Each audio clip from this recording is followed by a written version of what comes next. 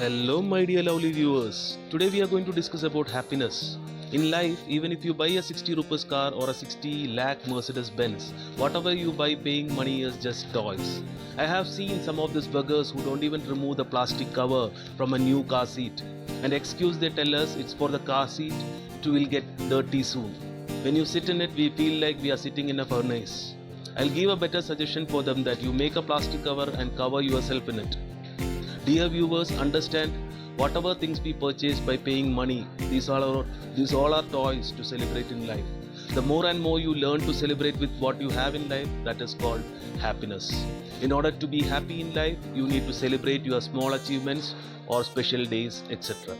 The more you celebrate your day, the more happier your life would be. Hope you all love today's content. Do like, share and subscribe my channel. For training requirements, you can contact me on the number given below. Thank you all. Have a nice day. Kumar, the hospitality trainer, signing off to bring more interesting contents on your plate. Until then, bye-bye.